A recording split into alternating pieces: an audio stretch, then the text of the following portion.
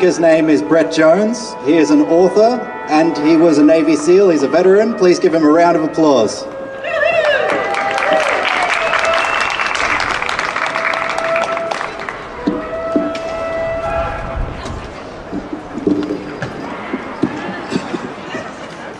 First, I would like to thank everyone involved in getting me here today. I really appreciate that. So, as I recall, it was a relatively peaceful Iraqi night until we heard a radio call from our brothers who were getting lit the hell up on Route Irish. Hearing the urgency in their voices, we quickly put on our gear, grabbed our weapons, and ran towards our armored vehicles, which were about 300 yards away. Just as we ran outside, mortars and rockets started raining in with ear-splitting explosions, followed by the cracking sounds of bullets flying just over our heads and all around us. That base was under attack. As we started running through the hail of the tracer-illuminated gunfire, we found cover behind a brick wall just 50 yards away from those vehicles. The machine gun fire was constant and heavy, and those 50 yards might as well have been 100 miles away. I was scared. In that moment of safety, behind that perfectly placed wall, I believe God came to me.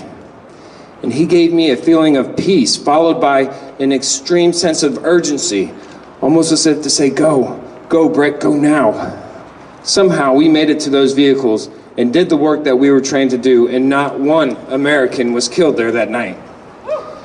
My 14-year-old son and I did some math the other day, because when it comes to math, it turns out I need all the help that I can get.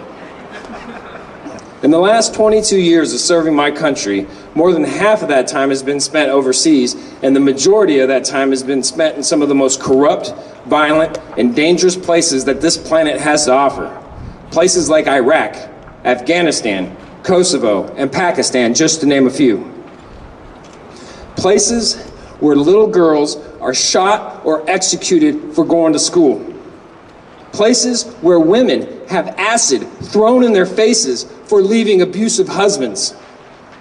Places where homosexuals are thrown from rooftops. Places where religious doctrine dictates the law.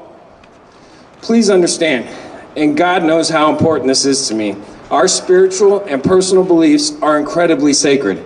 I mean, it's freedom. It's what my brothers and our forefathers fought and died for.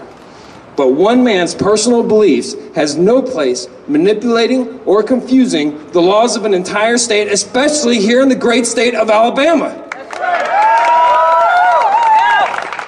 The love that I have for my family is the most powerful truth that I have ever known. And as I stand here and I look out over this gathering, I see mothers and fathers, wives and husbands, boyfriends and girlfriends, and individuals with desires and dreams that should never be obstructed because of who they are as human beings. The Chief Justice of the Alabama Supreme Court is a steward.